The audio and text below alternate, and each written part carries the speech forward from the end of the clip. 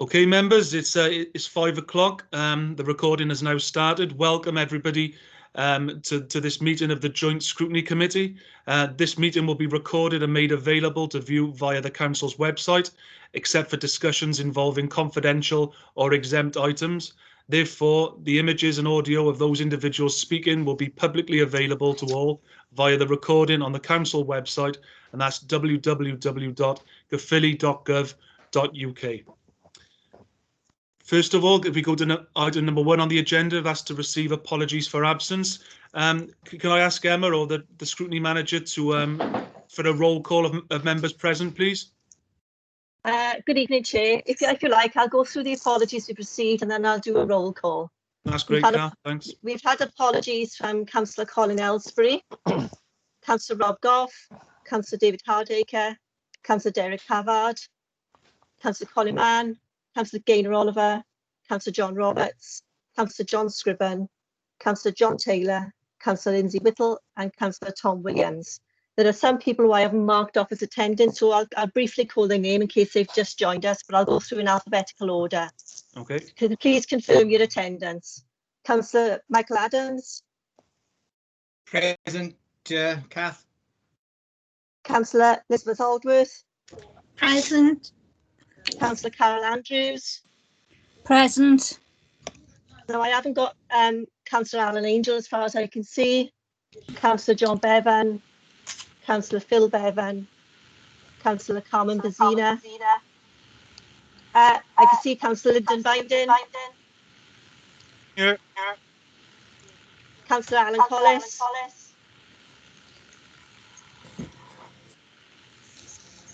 Yes, here. Councillor Donna Cushion, I can't see. Councillor Carl Katz, I can't. Oh, yes, Councillor Katz. Present. Councillor Wyn David. Present. Councillor Tudor Davis. Present. Councillor Kevin Etheridge. Present. I can't see Councillor Mark Evans. Councillor Kevin, Andrew Marina Childs. Present. I can't see Councillor Christine Forhead or Councillor Elaine Forhead. So the next one is Councillor Anne Gare. Present.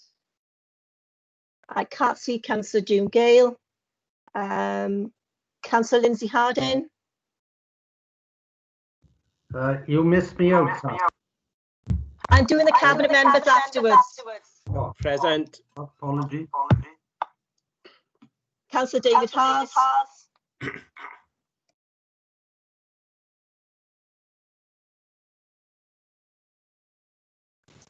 Councillor Haas is present. Kathy's having some Okay. technical. Thank you. Councillor Alan Higgs. Present. Councillor Adrian Hussey. Present. Councillor Martin James. No. Councillor Vincent James. Present. I can't see Councillor Leroy Jeremiah. Councillor Gary Johnston. Present. Councillor Steve Kent. Yeah, I'm here. Councillor Gez Kirby. Present. Councillor Ariana Leonard. Present. Councillor Philippa Leonard.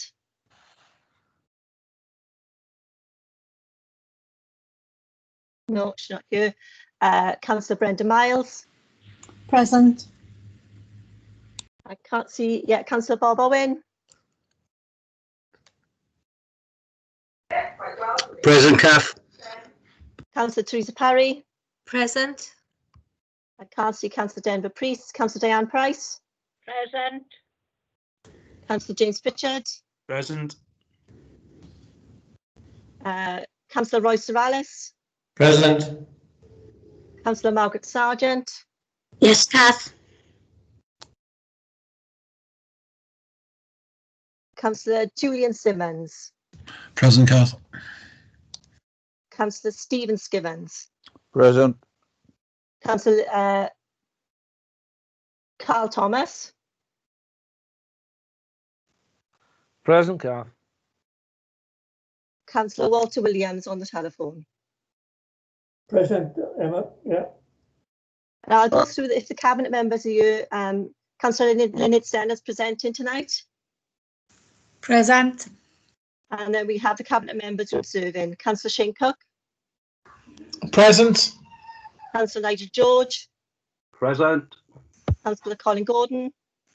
Present. Councillor Philippa Marsden. Present. Councillor Sean Morgan. Present. Councillor Lisa Phipps. Present. Councillor John Ridgewell. Present. And Councillor Ross Whiting. Present. Thank you, everybody. Thank you, Kath. I think you might have missed off Andy Whitcomb, who's got his hand up. Yes, I am here. I was missed off. Okay, excellent. There was a bit of, well, quite a bit of feedback then as well. If everyone could mute their microphones, if that is the issue, but we were receiving quite a bit of feedback on nearly every speaker that time. So we'll monitor as we go along. I think it's the best way. Okay, then we'll now move on to item number 2, and that's the declarations of interest. So councillors and officers are reminded of their personal responsibility to declare any personal and/or prejudicial interests in respect of any item of business on this agenda in accordance with the Local Government Act 2000, the Council's Constitution and the Code of Conduct for both councillors and officers. Are there any declarations of interest at all? No.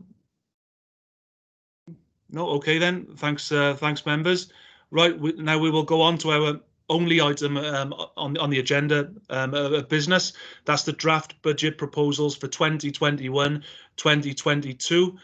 Before I bring Councillor Leonard Stenner, Cabinet Member for Finance, Performance and Customer Service, I think this is the first joint scrutiny we've had on the budget, and this budget I think is probably the first budget in many years that there isn't asking us to find additional cuts and savings, and indeed there's some actual growth items in here. But I'll hand over now to Councillor Leonard Stenner, Cabinet Member for Finance, who will take us through the report.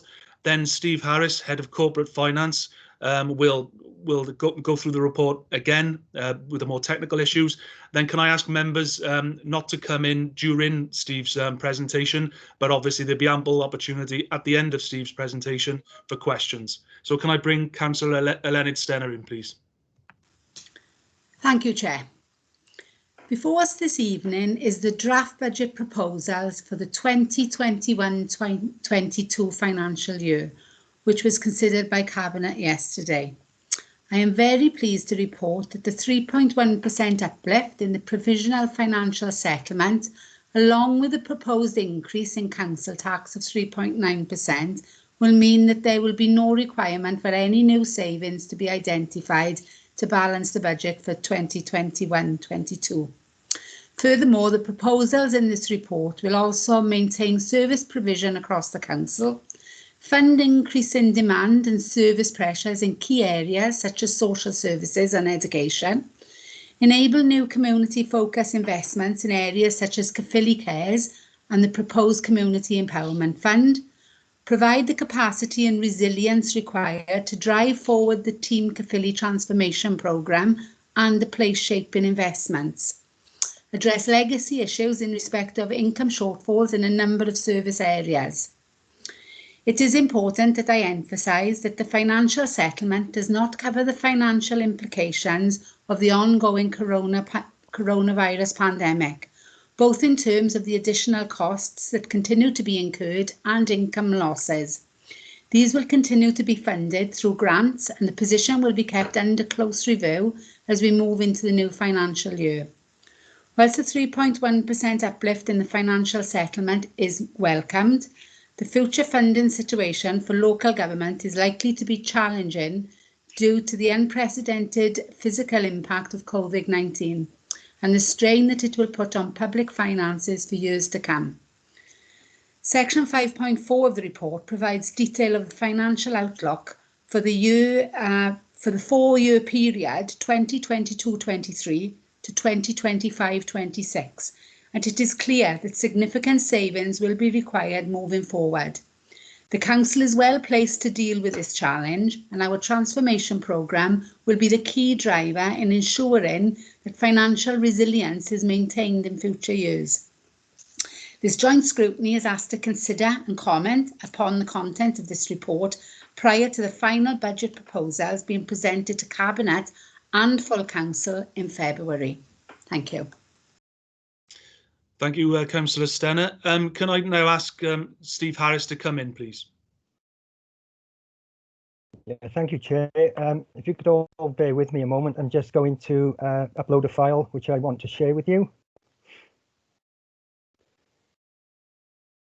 Can you confirm, Chair, once that's visible? Okay, it's not visible yet. It's got now it's visible, Steve. Thanks. Okay, great. What I thought I'd do, Chair, is just take you through the headlines in the draft budget proposals. But can I just reiterate what the Cabinet member just said? The budget proposals in front of you this evening do not include the financial impact of COVID. Steve, you're on mute. The new financial year. Okay.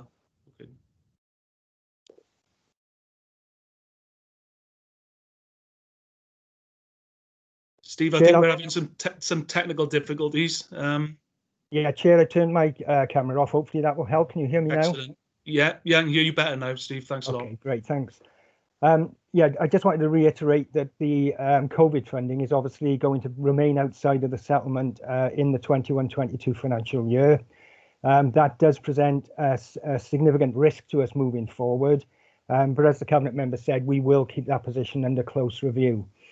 So moving to the key components of the draft budget proposals, starting at the top with the uplift of 3.1%. The average uplift across Wales was 4%. It does vary depending on the funding formula, and the uplift for Caerphilly Council is actually 3.1%, which is a cash uplift on the current financial year of £9 million. The proposed increase in the council tax of 3.9% gives us £3.1 million. And you may recall from the budget that was approved for the current financial year that we did have savings in advance, which are being used on a one-off basis in the current year to help fund our capital programme. But moving forward now, we can release this £2 million into the base budget to help us balance the budget for 21-22. So in effect, this means that we have 14.1 million additional funding to set the budget for the next financial year. So moving now to the cost pressures that are set out in the report. One key area is obviously pay inflation. You'll all be aware that the UK Chancellor announced a pay freeze for the public sector for next year, with the exception of staff who earn £24,000 or less, who will receive an uplift of up to £250. And also there will be uplifts for certain elements of the public sector, such as NHS frontline workers, but certainly there won't be any other uplifts for local government. I think it's prudent that we do set aside some funding because there will be a lot of resistance to the pay constraints. So what I've done within the budget is assumed an uplift of 1% across the board. And we've also factored in the £250 payment for those staff earning £24,000 or less. Clearly, if there is a pay freeze once negotiations are concluded, that will mean that we will have savings in advance in the budget next year for the following year. If it's agreed at 1%, then clearly we will have enough funding in the base budget to meet that. And any agreement in excess of 1%, I would be recommending to Cabinet in year that we fund that from reserves for 21-22 only. And then we would need to assess the impact of that moving into the 22-23 financial year. Within schools as well, non-pay inflation, I'm assuming 0.75%. You may be aware the CPI inflation rate is currently 0.3% based on figures released in November. So it does give us some small headroom for further increases in the CPI as we move through the next financial year. There are then a range of cost pressures within schools, totaling £713,000. And to give you some example of those, it's down to projected increase in free school meal numbers, which has an impact on the funding formula for schools. And another example is a second satellite class for Trinity Fields. Moving on to the general fund cost pressures. Again, the pay inflation is based on the 1%, non-pay inflation at 0.75. And we also apply that to our fees and charges, which would hopefully generate a small amount of income to the tune of £122,000. Council tax reduction scheme, that always increases in line with the proposed increase in the council tax. So a 3.9% increase on that budget creates a cost pressure of just over 600k. Other passported grants, that's an adjustment that we need to make as a consequence of the settlement in WG funding for the PFI schemes within the county borough. Within social care, we've identified pressures of 2.5 million. That's based on a assessment of current commitments for residential care placements, children care placements, supported living, domiciliary care, etc. And if we roll those caseloads forward into the new financial year, that does create a cost pressure of £2.5 million. Again, within education and lifelong learning, there are a range of cost pressures that require funding. And a couple of examples in that area, we're about to go out to procurement for the home to school college transport contract, which will inevitably result in increased costs. And we're also looking to reinstate a 50-50 maintenance budget that was withdrawn a number of years ago as part of MTFP savings requirements. We've been able to support that budget with contributions from reserves in recent years, but we do now have an opportunity to reinstate that budget on a recurring basis because it does have a positive impact in respect of the maintenance programmes within schools. Within planning services, a report was presented to Scrutiny in December, outlining a growth bid for additional posts and to also realign income budgets because income levels in that area are falling well below the budgeted levels, and they have been for a number of years. Within digital services, we have a growth requirement of around £1.2 million, and that's to move to the most secure versions of Office 365 licenses, and also to start the journey of our IT strategy from next year and beyond. There's also a bid within the proposals for additional staffing capacity in relation to the transformation team. We're looking at appointing to a head of transformation post and also a head of prosperity to drive forward the economic agenda. And we're also looking to make the current fixed term transformation managers permanent to make sure that we have resilience moving forward. You'll also have noted in the report that we're proposing some fixed term appointments for 2 years of 4 project managers. And that will be funded from reserves that have previously been established to support the delivery of the medium-term financial plan. We have a number of areas where we're also historically under-recovering on budget targets.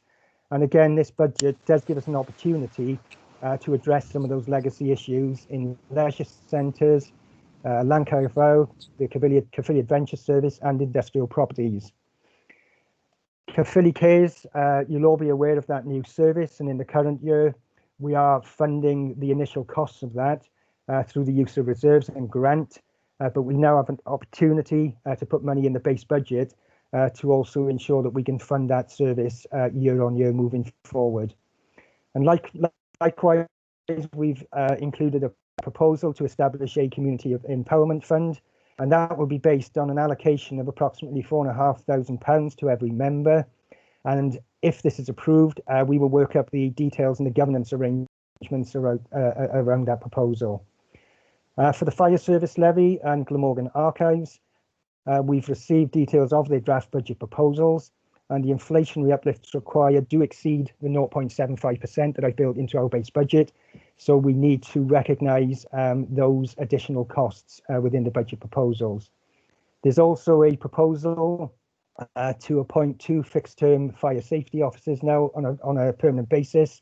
The need for those posts has been established, and again, that's another positive proposal within the budget. For the city deal, we have to put inflationary uplifts in terms of our contribution to the programme management arrangements. But more significantly, we also have to set aside budget to ensure that we can meet our share of the cost of the 120 million borrowing requirement across all the partners. In respect of the review of car parking charges, there was a report approved by Cabinet yesterday outlining certain changes, and the impact of that means that we will have to set aside 90k within the draft budget proposals. And a small positive adjustment in relation to the Education Achievement Service. A 2% reduction in the contribution has been proposed for next year, which gives us a small saving of £28,000. I'd also like just to say a little bit, Chair, about the future financial outlook. Councillor Stenner did make reference to that. And of course, you know, we do welcome the 3.1% uplift, but I think we all know the significant financial impact in the UK and in fact globally will have a significant fiscal impact for future years. And, you know, that the public finances will be affected negatively.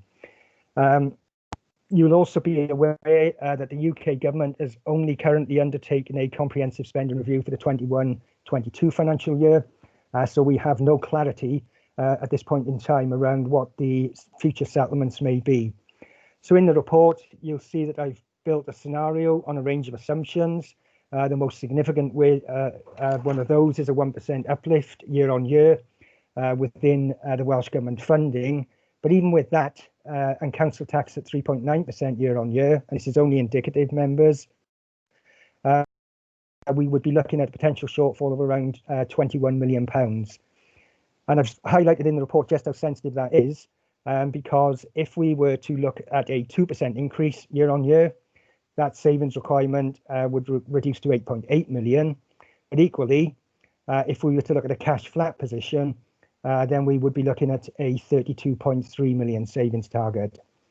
But again, just to conclude and to repeat what Councillor Stenner said, the Council's transformation programme will now be a key driver in ensuring that financial resilience is maintained in future years. And clearly the financial position will be regularly reviewed and periodic updates will be provided for members. Thank you, Chair. Well, thank you, Steve, for that comprehensive analysis of where we are. So members, the Joint Scrutiny Committee are asked to consider and comment upon the content of the report prior to final Cabinet proposals being presented, budget proposals being presented to Cabinet and full Council in February. I've got four hands up at the moment. The first councillor I'd like to call is Councillor Andy Wickham. Thank you, Chair. I'd like to ask the relevant Cabinet member, or indeed the head of service, and could they provide us with an update on the current activities of the existing transformation team and its current progress against those activities, and what is it doing in terms of developing new projects and new plans for the future to introduce this radical change that we're proposing? Thank you, Chair.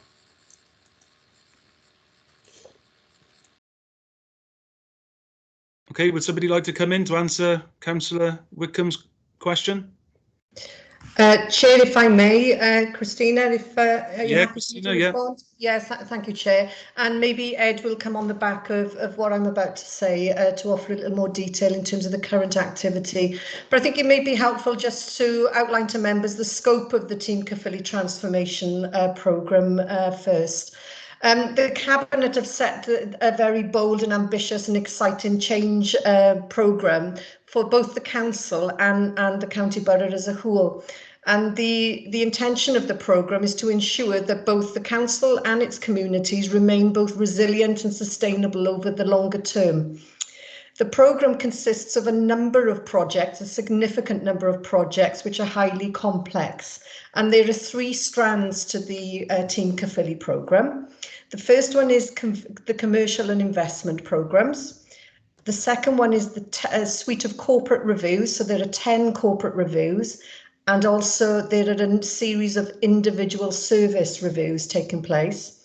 The third strand is around setting the culture within the organisation to allow us to move all of this work forward through an internal communications and engagement plan. And all of that work is under the mantra and the mindset of a commercial head and a social heart. But there is a further fourth strand which has been recently introduced, and this is significant in itself, and that is the place shaping investment programme. And I'm mindful, you know, there's been a lot of discussion around this over previous months amongst members, but we're looking to bring this formally to members in a member seminar which is scheduled in February, and then through the appropriate decision-making process thereafter. And the place shaping programme is a series of significant capital investment programmes totaling millions of pounds, and which we aim to deliver over the next couple of years. And again, the ultimate aim of that place shaping programme is to improve the economic and the social well-being performance of our county borough. And as I've said, those detailed proposals will be coming forward to you shortly. The Team Caerphilly programme provides the framework for the council and its communities to remain relevant over the longer term, and as has already been highlighted, it's absolutely pivotal in the context of the medium-term financial plan, because none of us want to be simply salami slicing budgets over the longer term. But quite frankly, members, in order to deliver this massive, albeit exciting change management programme, I need the resource to deliver it. Members are acutely aware that you know, we have the day job delivering over 500 services each and every day to our citizens, and also our COVID response over recent months has been significant, and that isn't going away anytime soon. So that is the backdrop essentially to the growth bids that Steve has presented to you around the Team Caerphilly programme. I also just want to mention as well, members are aware that we've currently paused with the appointments panel have currently paused the recruitment of the corporate director post, pending a review by myself in the first instance of the corporate management and leadership team capacity. And if members are minded to approve this budget when it is presented for decision, I'd be minded to recommend back to the appointments committee that we reconvene that appointment process. If I may hand over to Ed just to provide a little more detail in terms of, you know, what's been going on over recent months. Thank you, Chair. Certainly, Christina. Ed, would you like to come in?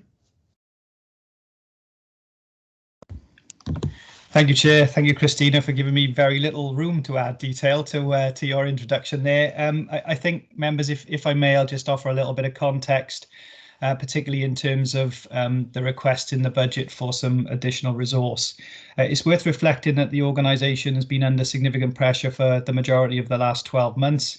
Since March, as you'll know, we've been responding to the COVID-19 pandemic, and that has put huge strain on the organisation. During that time, we've also had to deliver the day job, so the organisation would ordinarily be resourced to do that. It's also been responding to the pandemic. Hopefully at some point we'll get into a recovery phase, and again we'll need to support that. Not only are we trying to deliver council services with the resources that we've got, but we're also providing support to colleagues across An Iron Bevan, Public Health Wales, etc. So the effort extends beyond us.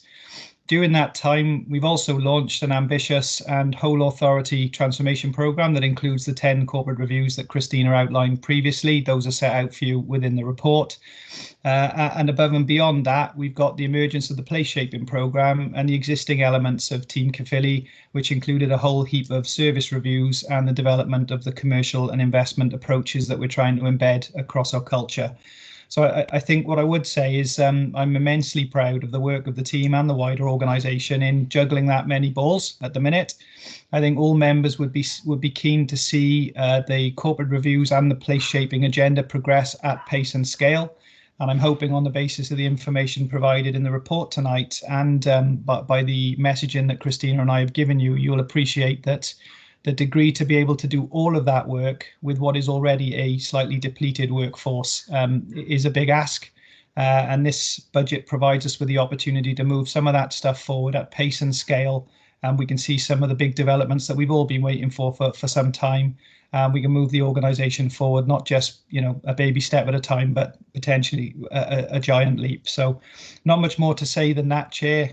Hopefully between Christina and I, we've covered off in members' questions around the transformation programme and the forthcoming place shaping agenda. What I would signal is you'll be aware that Team Caerphilly is subject to regular reports to Cabinet. It also comes into P&R, and we are readying a members' seminar to bring everybody up to speed with what we're doing in extensive detail. Thanks, Chair. Well, thank you, Christina and Ed. Councillor Whitcomb, do those answers suffice? They more than suffice, Chair. I thank both the Chief Executive and Ed for a very comprehensive explanation, which adds meat on the bones of the report. Thank you very much indeed. Well, thank you, Councillor Whitcomb. Can I bring in Councillor Mike Adams, please? Thank you, Chair. And what we just heard is very useful and very encouraging. So thanks for that one. My question relates to something hopefully all the members have already seen in tables 2 and 3 on cost pressures. And in there, they will have seen that we have some showing 0 cost pressures. They relate, of course, to paragraphs 5 to 8 and then confirmed in 5 to 15. And that's the employer pension contributions. And we can see, having read from that, and for those of us who've been to audit committee a number of times over the last couple of years, we'll have had very good reasons to have some confidence in Torfaen in doing this. And the results of the latest valuation has shown for the last couple of years that Caerphilly hasn't needed, it seems, to put any extra monies in as the employer. And I'm wondering whether or not probably Steve Harris can give us a bit more meat on the bone on why we've been in that position. Okay, Steve, are you okay to answer that question? Yeah, no problem, Chair. Members will be aware that an independent actuary does undertake a triennial valuation on the pension fund's assets and liabilities, and the outcome then determines the employer contribution levels. As a result of the strong performance of the fund in recent years, the 2019 valuation report did recommend that employer contributions could be frozen at the 2019-20 levels for the 2020-21 and 2021-22 financial years, with an increase of 1% then being required for 2022-23. Just for members to be aware, the next valuation will be undertaken by the actuary as at the 31st of March 2022, and that will then determine the employer contribution levels for the 3-year period commencing from 2023-24. I've had some discussions with colleagues in Torfaen about the outlook and the potential impact of the pandemic, but we feel it's a little bit premature at this stage to be trying to assess what impact there may be on the pension fund and future deficit levels. You'll all be aware the situation is changing rapidly, and this is likely to continue for some time yet. However, the significant and early impact in March and April 2020 has largely been recovered as markets have improved, and the value of the fund has returned to pre-pandemic levels. However, nobody knows how this is going to play out, and we need to be cautious about rushing into any conclusions at this stage. As I've already explained, the triennial valuation governs how much each employer pays, and that will not change until the next valuation in 2022. The data that forms the basis of the valuation will be as at the 31st of March 2022, and as I've already said, it's very difficult to determine the impact of the pandemic on that process at this stage. However, the updated MTFP that is appended to the 2021-22 draft budget proposals report does assume a further annual increase in employer contributions of 1% for the 3 years commencing from 2023-24. But clearly, it will be the outcome of the actuary's work that will determine what those actual increases will be. Thank you, Chair. Okay, Councillor Adams, is that okay?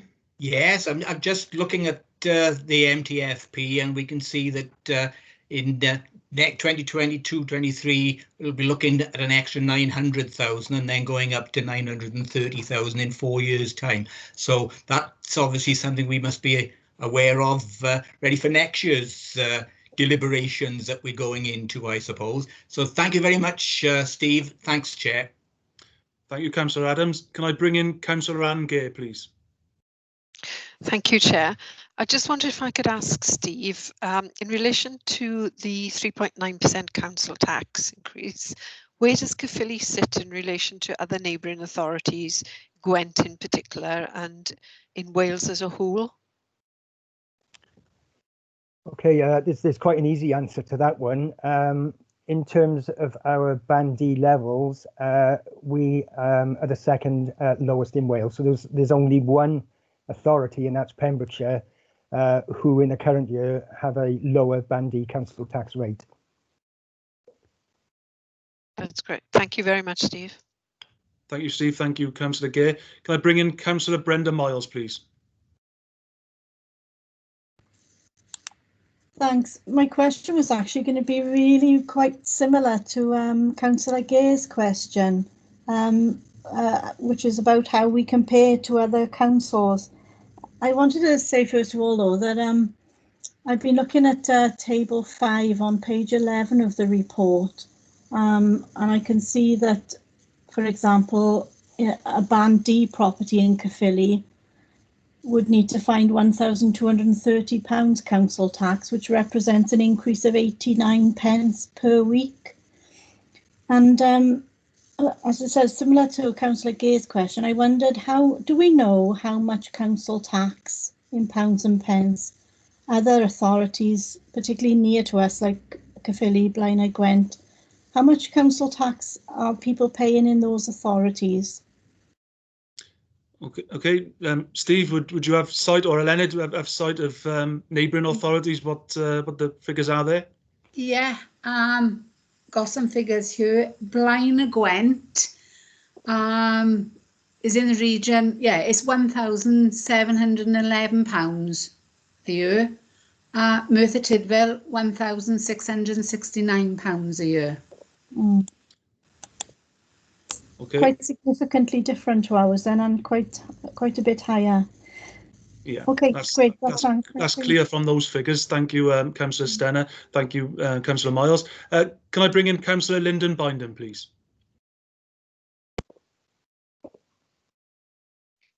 Thank you, Chair. I would like to thank Steve for the information he's presented, but I'd like to go back to Steve mentioned about the £2.5 million cost pressure for social services that they're looking at in regards to placement issues. Whilst we welcome, of course, any increase to the social services budget to meet the need, I'd like to ask specifically the Cabinet Member for Social Services of what provision has been built into the forthcoming budget for an expected increase in mental health support that's going to be required by our residents and potentially our workforce, as we are the largest employer, in regards to the pandemic.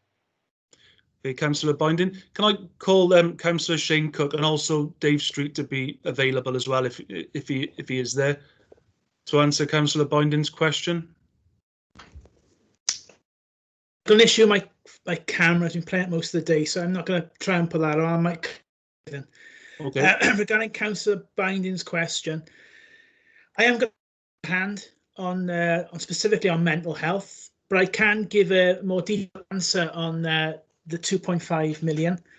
So as we all know, social services has been very much impacted by COVID-19 and have seen an overcommitment of nearly 8.5 million. Through council officers applying to the Welsh Government COVID-19 Hardship Fund for additional costs, such as extra to care homes, where they are carrying vacancies, paying domiciliary care, workers an extra £1 an hour, and buying PPE, we have managed to claim back over £6 million. However, this is an overcommitment of 2.7 million due to an increased demand for residential care, including accommodation and children's services. There's a lack of ability of independent pharmacies during the first lockdown, which meant the social workers had no option other than to turn to residential and out of county. However, the opening of the new TISAF residential home could reduce this pressure by around 0.6 million and plans are being developed to move some children on from residential to foster care placements, which could also reduce the pressure by a further 0.9 million.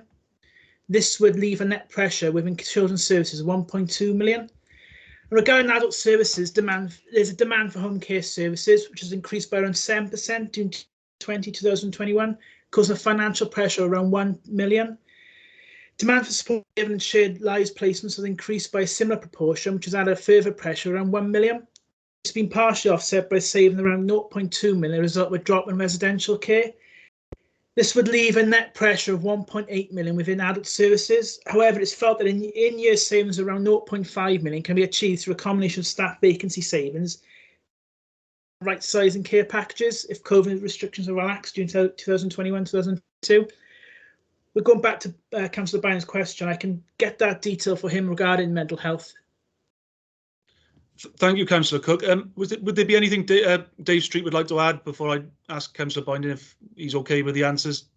Yeah, thank you, Chair. To go directly to Councillor Binding's point, there's no additionality financially in terms of mental health services, and there is a reason for that.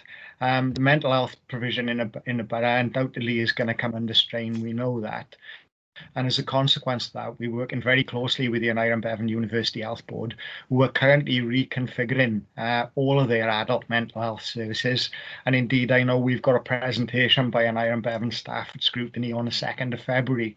If as a consequence of that work, we feel we need to modify our mental health services and our mental health offer, then we would have to do that. We would have to take the financial consequences of that, but we would have to meet them from within existing budget. The growth that Steve and indeed Councillor Cook has alluded to relates to our current activity, and that activity fully costed for the whole of next financial year. So if there's additionality, we'll have to consider that when we come to it. Councillor Binding, would you like to come back on that at all? Yes, if I could, Chair, I'd like to thank Dave and Sean for the answers. And I do understand that particular cost pressure in regards to the placement costs. I fully understand that. I do think we are potentially missing a trick here in regards to additional pressures that are going to come social services way in regards to the mental health of our residents and the mental health of our staff. And I would welcome any discussions on a cross-party basis of what we can do to try to address that, because it is definitely going to be a cost pressure, and the consequences of us doing nothing are going to be equally as bad as many councillors will recall from years gone by, where we needed to put provision in place for our aging population. And if we hadn't have done so, the consequences could have been quite dire to the social services budget. And I do believe that all the anecdotal evidence is pointing towards a significant build-up of a mental health crisis in our communities due to the COVID situation, no doubt. And I would, as I said, welcome any discussions on how we could move that forward and build provision in the future budgets for it. Okay, thank you, Chair. Thank you, Councillor Binding, for that. Can I bring in Councillor Bobo in, please?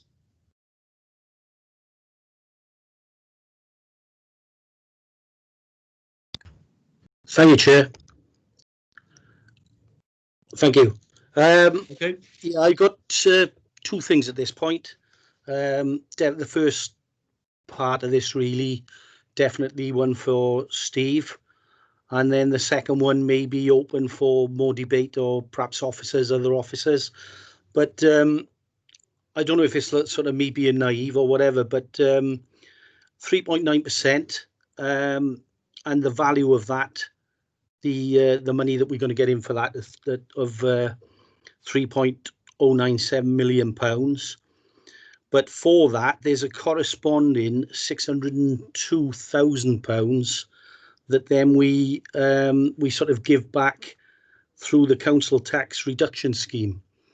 All I would like to ask Steve is, when you think about the amount that we're pulling in and then giving back quite a substantial amount of that, is there a lower figure of council tax that would bring in a correspondingly lower figure of tax reductions, which would still balance the budget?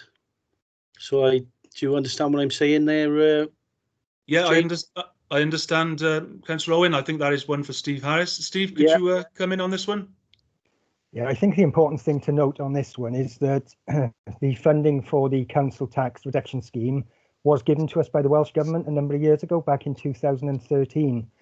And it is around £15.5 million a year that is in the base budget, which is there purely to help those who can least afford to pay the council tax.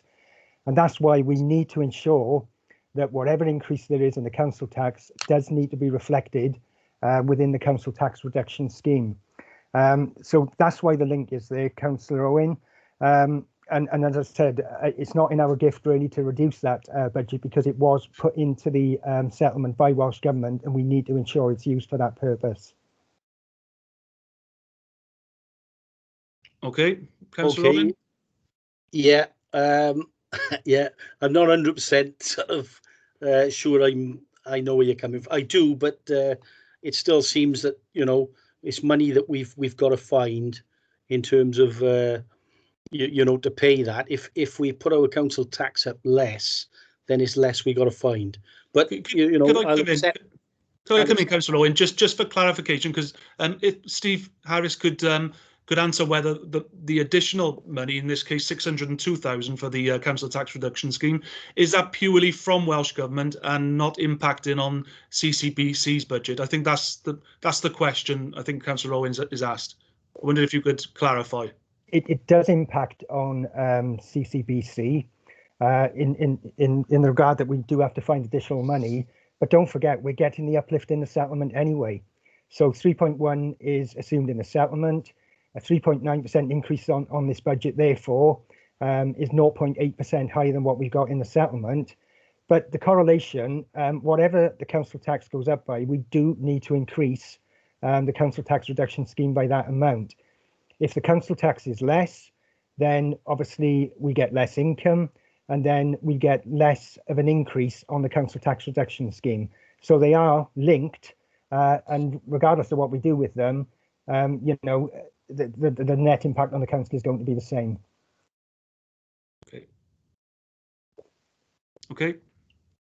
Yeah, thanks. You put that just as I wanted there. Thank you for that, James. Yeah, and then the other thing then is with reference to the pressures and the investments as listed in Table 4. And I know we just had the Chief Executive and Ed talking about the transformation place shaping. 526,000 there seems, again, it's quite a, you know, it's a substantial amount of money. What I would be asking there is about the monitoring of the performance of these people. Yes, we may need to get more people in, but we need some sort of KPIs on it to see that we're getting value for money. So that's, you know, how can we know that the investment is going to, you know, particularly that 4 people in one go? Could we go perhaps start with 1 or 2 and then build up, depending on how the performance is?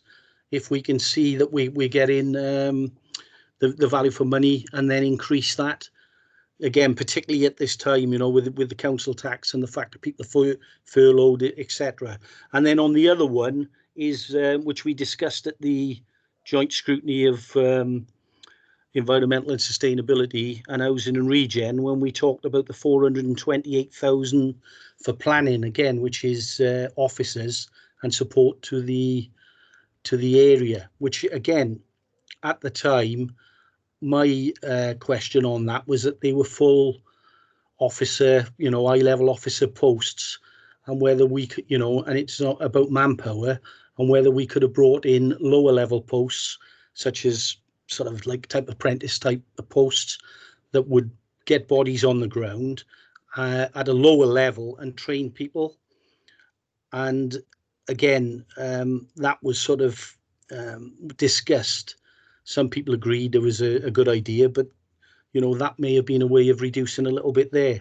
So it's across the two, planning and the transformation place saving, whether we could make any cutbacks at all there, which could then possibly lower the council tax for the people who are going to struggle to pay the 3.9%. Well, thanks, Councillor Owen. I know the Chief Executive has indicated to come in. I'm not sure if somebody from planning or Christina might want to speak about the planning issue, but if I hand over to Christina now. Yes, thank you, Chair. In terms of the planning question, yes, maybe my colleague Mark S. Williams and I know Rhian is on the call here, so maybe they could respond to that. You know, in the response that myself and Ed gave earlier, in terms of the governance arrangements around Team Caerphilly and the performance of the Team Caerphilly programme, that is all set up. Members' seminars, regular reports into Scrutiny, and also regular reports into Cabinet. And the programme is actually monitored by a board as well, a programme board. So the governance arrangements are there, and I'm more than happy with how robust they are in terms of monitoring progress. But in terms of, you know, if I can just say, the 526,000 that is proposed in the budget is an investment in order to lever in and deliver significant investment to the county borough. Just alone the place shaping plan, which is going to be coming to you shortly, that alone is in the region of just under £500 million. So, you know, when you take that as a percentage, it is very, very small. And if we are going to be serious about delivering this transformation programme, and also to offset any need to salami slice in future years, and to take a more proactive approach, this is the way we have to do it, and we have to deliver it at pace. And if members want that programme delivered at pace, I cannot do it with the resources I have currently, given the other priorities that we have as an organisation at this time. It's one for members' choice, but what I will say, and I will be quite blunt, without that resource, I cannot deliver the programme. We can't have the penny on the bun, I'm afraid. Thank you. Thank you, Christina. Before I hand over to Rhian, maybe if I could ask Christina a question. I think I'm aware that members of the transformation team were instrumental of helped very, very much so during the buddy scheme and when COVID hit. Would it be possible to just mention a few things regarding how they helped during the pandemic, or still helping as it is? Absolutely. You know, those staff that have been in the that are part of the transformation programme have been absolutely pivotal to our response to the COVID pandemic, as indeed all of our staff. You know, members, the staff have been fantastic throughout, have been really flexible and really been keen to go where they are most needed. And those staff in the transformation plan programme have been delivering the buddy scheme, have been pivotal in that the buddy scheme, which, you know, you all know how valuable that's been to our residents throughout the recent months. And as a result of that, you know, some of the Team Caerphilly work has had to take a back seat because, you know, our priority obviously is the COVID pandemic at this time. But, you know, the team that we have are all on fixed term contracts. If we are serious about taking this programme forward, we have to put the amount of resource in to deliver this significant and highly complex, albeit very exciting programme for you. Thank you. Thanks, Christina. If I could hand over to Rhian now to answer Councillor Owen's question regarding the planning. Yes, thank you very much, members. Thank you very much for allowing me to come back on that matter. As you will be aware, Councillor Owen, we did have a detailed discussion at the Housing and Regeneration Scrutiny Committee in December on the proposed growth bid for the planning service. And the request for the budget growth is really to enable us to firstly realign some unrealistic income targets in both building control and land charges, where we've been underperforming against targets for many years because of unrealistic income targets, and essentially those would have been being paid for in any event by the council, but they'll be shown as an underspend. So by realigning the budgets, it just makes that more realistic goal for us to hit. But then with regards to the resilience of the service, as you are aware, we did discuss in detail the types of jobs that we're talking about for the planning service. And specifically, we did talk about the entry-level grade posts for qualified planning officers. So, for example, what we're looking to do is to bring in 2 grade 8 graduate level development management officers, 2 graduate level enforcement officers, and a new principal enforcement officer, and a trainee building control officer. And that's to add resilience into the service because of the age profile of the service and also because of the sheer volume of work that we've got there. So I understand what you say around apprenticeships and training, and we're also looking at that as well through our Gateway to Employment and our apprenticeship programme, and they would be in addition to these much needed additional members of staff. At the moment, the service is facing enormous pressure, as you will be aware.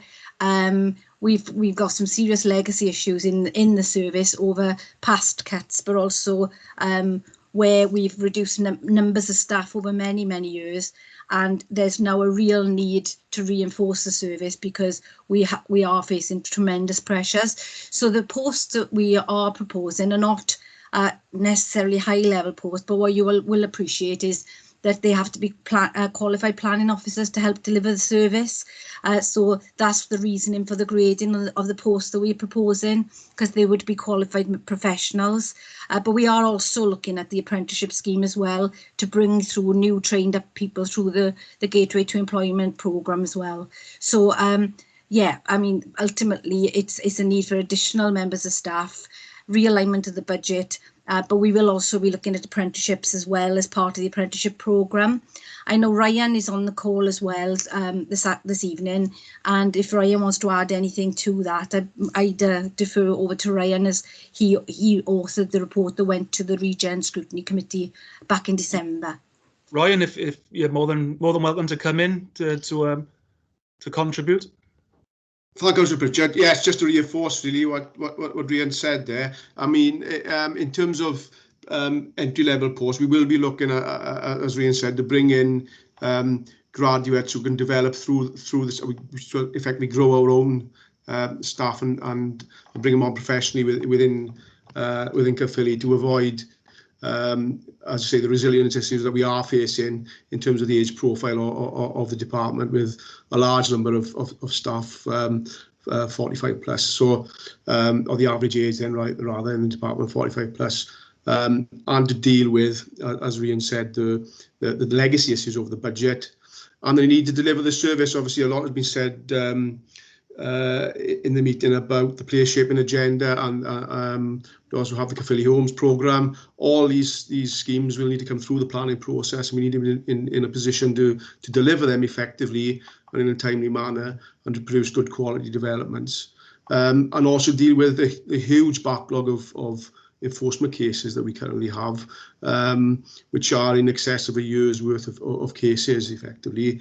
We need to deal with that, and the continuous influx of cases we also get on a day-to-day basis, and then deliver an effective service on the back of that. Obviously, the enforcement service underpins the whole planning system, really, and the integrity of that. So it's important that we can deliver that in an effective manner. Okay, Ryan, thanks for that. Is that okay, Councillor Owen? Do they answer your questions? Yeah, good answers. Like I say, I'm only looking at what we're asking of the residents, really, and where, if anywhere, we can look to make some savings. Like I say, it's a lot of money between those two particular items. £954,000 is a lot of money. Okay. I see where Christina's coming from. See, her hand's gone back up. But I think she's eager to come in. The pudding's going to be in the. So I'll bring Christina in, and then we'll move on to another questioner. Christina. Yeah, thank you, Chair. And just picking up that last point Councillor Owen has made, I suppose that this is one for members, isn't it? In terms of balancing that very point that Councillor Owen is sharing with us. You know, the budget, it's about the here and now, but it also needs to be about equipping us for the future, and not only as a council, but also to protect our residents. And what we are aiming to do through this budget is both. You know, it's about dealing with the here and now, ensuring that we're fit for purpose now. And so that's some of those growth bids, for example, around planning and some of the legacy issues that Steve has shared with you earlier. But the Team Caerphilly change programme is very much about equipping us for future years where we know and predict that budgets are going to be tough. So this is about future-proofing us, and there is a balance. I accept that is a balance, and that is something for members to determine. Thank you, Chair. Thank you, Christina. Can I now bring in Councillor Steve Skivens, please? Yes, thank you. Just to come in, a two-part question. The first one is obviously that the COVID impacts on business are still being realised and still happening. Now, you know, the county does rely on income from our business sector. What percentage or potential loss have we factored in doing our calculations? Because the indications are that micro businesses and SMEs, which is predominantly what we've got in our area, will struggle either to survive or continue out of the COVID crisis. So I just wonder what sort of indication has been put into the calculation for our figures for the coming year. That's the first part of the question. The second part is I'm very intrigued by this development team, but I just need some clarification. I thought we were taking a regional approach, particularly with the large investment in the Cardiff City region, and certainly any solutions that we were coming up for the future were about regional approaches. And yet, with the team Caerphilly and particularly this new development team, it seems quite insular. That you know, we sort of pulling the drawbridge back up and just looking after our own, or are we still taking a regional approach? Thank you, Councillor Skivens. Is there an officer who would like to come back? Christina, and maybe Councillor Morgan, if he's available, might want to answer. Absolutely, and I know Councillor Morgan will have something further to add on this as well. The two things run concurrently. So if I give you an example, in determining any of our investment projects, we'll be identifying different sources of funding and looking at maximising those funding opportunities wherever possible. So we could use some council capital funding to deliver a project within the county borough, but also then lever in city deal funding and also potentially UK funding, government funding as well. So the two things run concurrently, and I can certainly assure Councillor Skivens there that we are not pulling up the drawbridge, quite the opposite. It's very much equipping ourselves as an organisation to maximise all of those opportunities that the Cardiff Capital Region and any other agencies and partners bring to the table. Thank you. Thank you, Christina. Can I ask Councillor Sean Morgan just to add to that if he's available? Certainly. Thank you, Chair. First of all, regarding the small businesses in the borough, you're quite right, Councillor Skivens.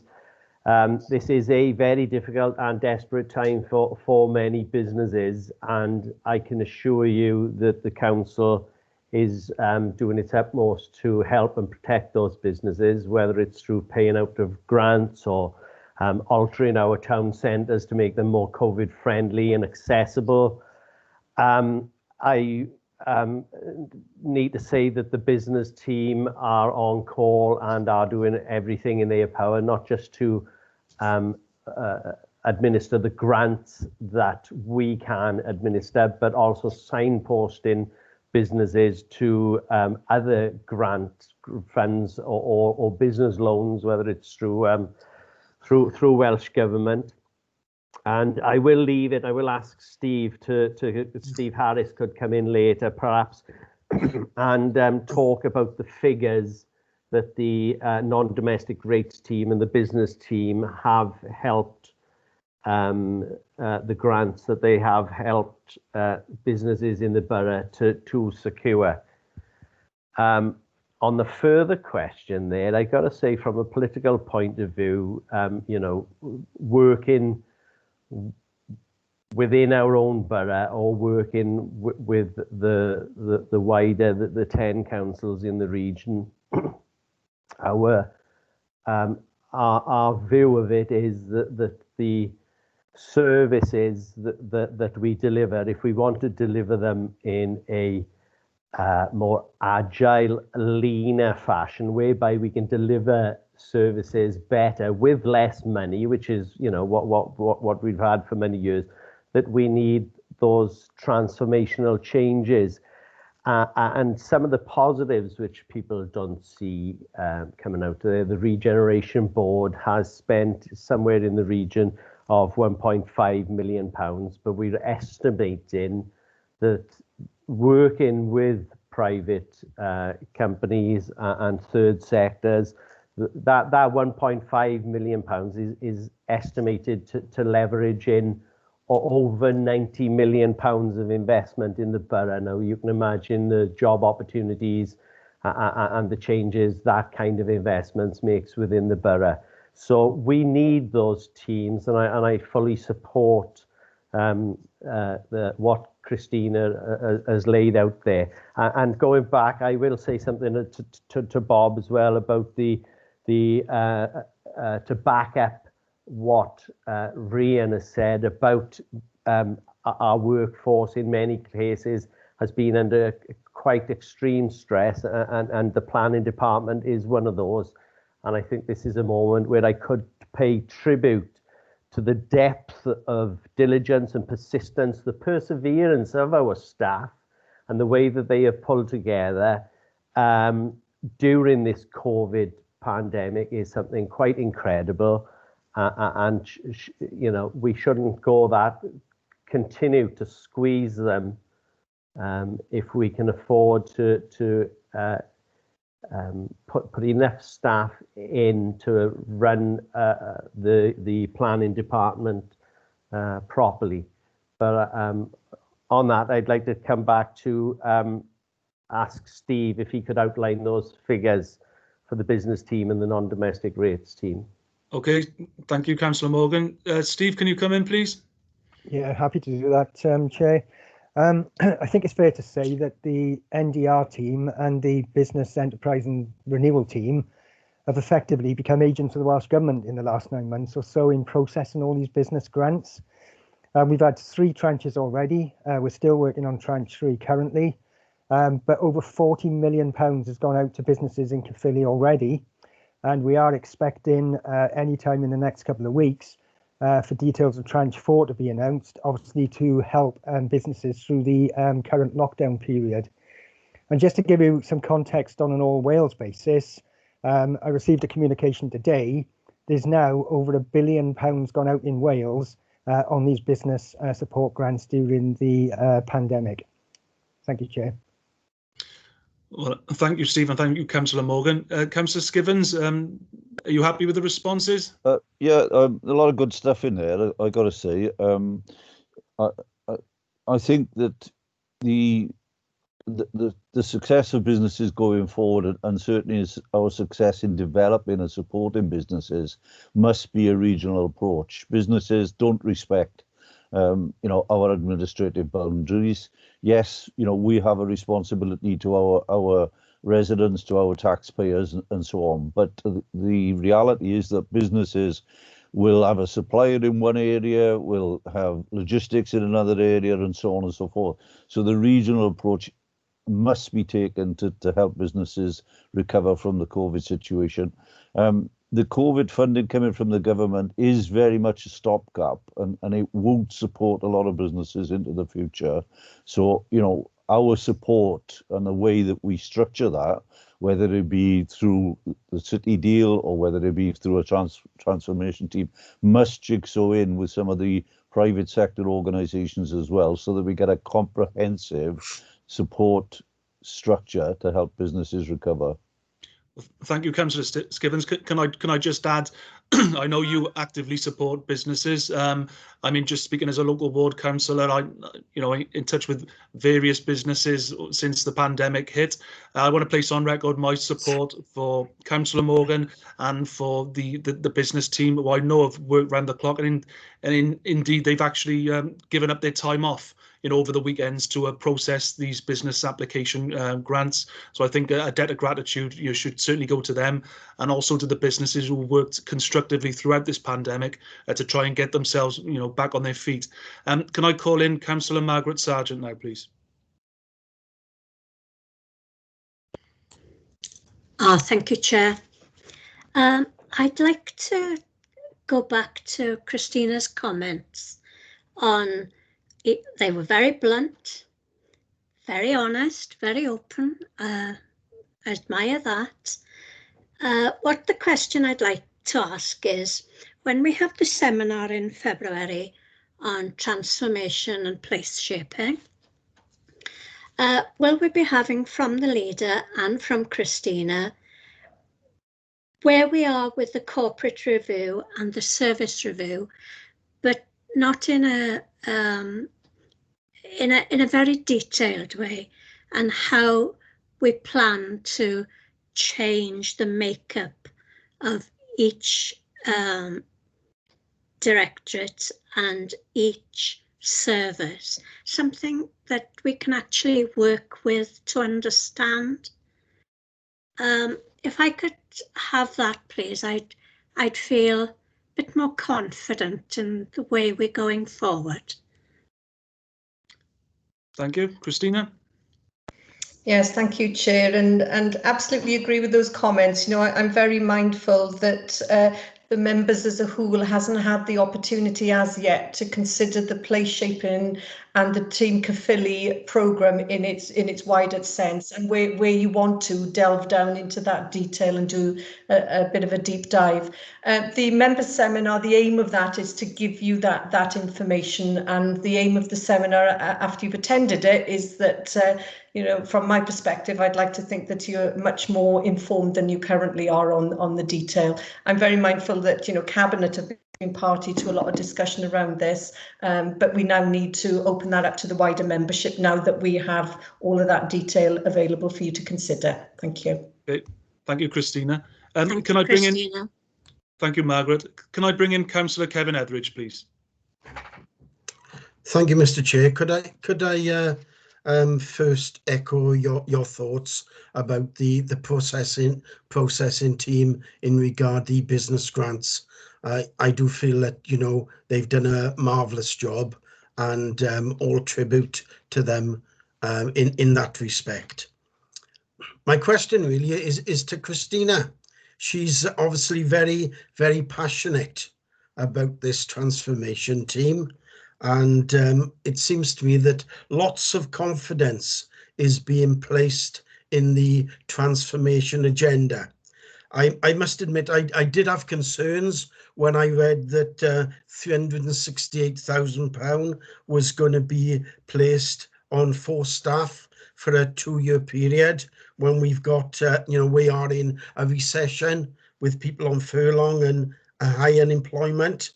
But my questions to Christina is, does she feel that there'll be opportunities here for in-house staff in regard the transformation team? Because I would like to see people, you know, given the opportunity of sort of promotion and development who are actually working in Caerphilly. And is the Chief Executive confident that the transformation team will achieve its targets and will achieve value for money? And it does seem to me, and perhaps Christina could actually look at this point, will the bulk of the expenditure, which have been earmarked, I think it's 1.8, will that be spent on staff costs? And can the actual staff costs be defined like previous speakers? I would like to see lots more detail on this transformation team, the projects and the forecasting of what they'll be doing, because it's a lot of money and there does seem a lot of emphasis being placed on the team. Thank you. Thank you, Councillor Etheridge. Christina? Thank you, Chair, and thank you, Councillor Etheridge. The Team Caerphilly programme, the aim of it is, if I just rewind a little, members are all aware of the history of this organisation and, you know, some of the big issues that we've had to deal with, which certainly no other local authorities have had to deal with over recent years. And the expectation from members, you know, if I go back to my appointment early last year, the expectation that I gleaned from you as members is that you wanted me and my staff to drive this organisation forward We're a good, stable local authority, and we're a good performing local authority. But good isn't good enough. Yeah, the Cabinet have made it absolutely clear to me they don't want mediocrity, they want excellence. Yeah, and with the staffing resource I have and with the commitments that I currently have, I cannot deliver that big leap that we need to take in quite a short space of time. The Team Caerphilly programme is our plan to deliver that change. It's a significant programme consisting of millions of pounds.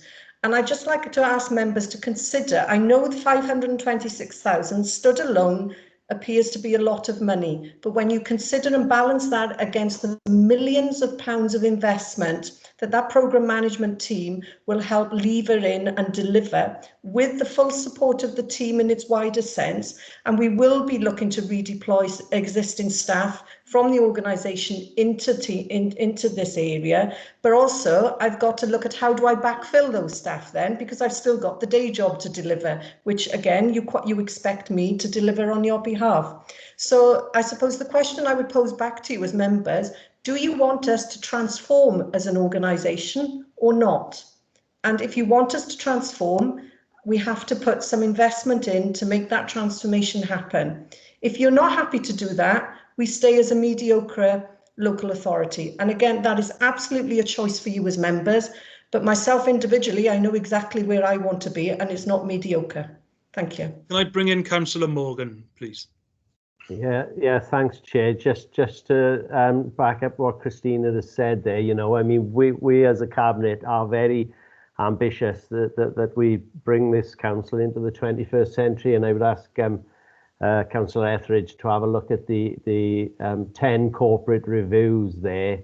Some of the things like the flexible working review, I mean, the flexible working review changed overnight. The flexible work in this council, the agile working just changed overnight, and that was because we'd already sort of put some significant work into these things. I don't know what the organisation would have looked like if it hadn't have been for the work that had been put in by the corporate management team, by Ed Edmonds in particular, when it came to transforming the organisation to become agile. So I think if you have a look at those 10 corporate reviews that we will be undertaking, I think that the amount of money, the £526,000, will be insignificant as regards to the transformational change and the financial benefits that will bring to the organisation, which of course is passed on to the residents in the shape of better services. So I just have a look at those 10 reviews, if you could. Thank you, Councillor Morgan. Can I bring in the leader, please?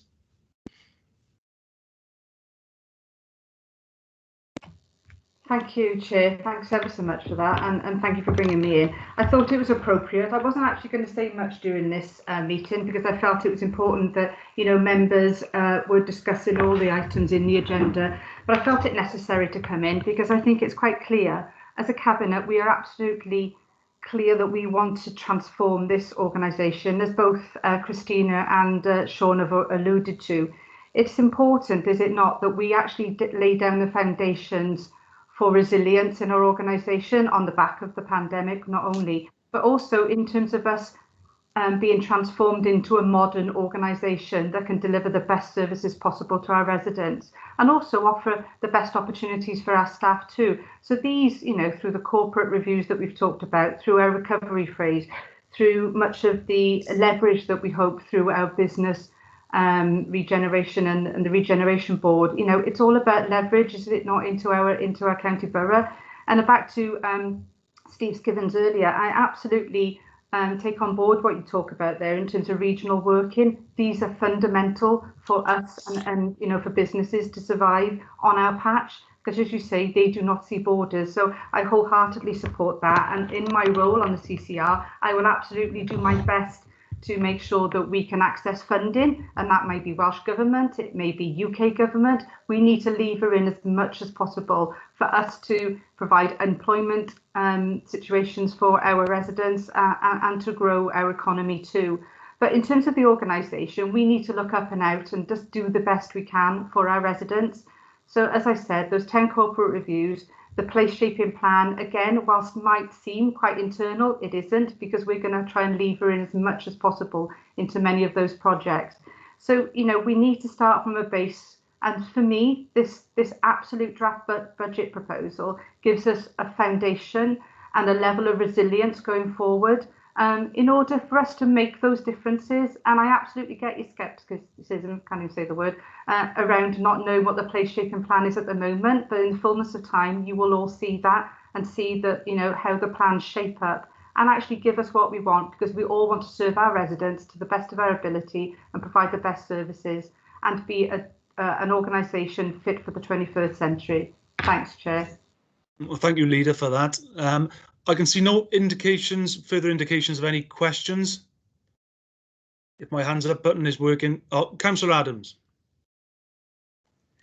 Thank you, Chair. I just want to respond to the Leader's little speech to us there about our residents. And it made me think, it isn't just Caerphilly's residents that we want to make really, really good, because so many of our neighbouring authorities' residents also work here, same as many Caerphilly residents work in our neighbouring authorities. So what we do good will be good for them as well.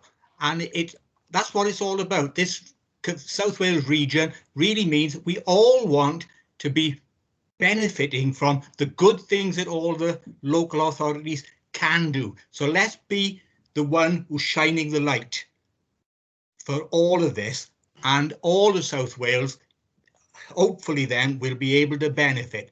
Thanks, Leader, for talking about our residents, but many of our friends live outside of Caerphilly. Thank you very much, all. Thank you, Councillor Adams, and I think everybody would like to echo those comments as well. As I said, I can't see any further indications. So if that's the case, the Joint Scrutiny Committee were asked to consider and comment upon the content prior to the final budget proposals being presented to Cabinet and Council in February. Thank you to everybody who's tuned in. Thank you to officers and all councillors who've asked a question. Happy New Year to you all, and therefore I'll close the meeting now. Thanks, everyone. Thank you, James. Thanks, members. Thank you all. Cheers. Bye. Thanks, James. Thanks, James.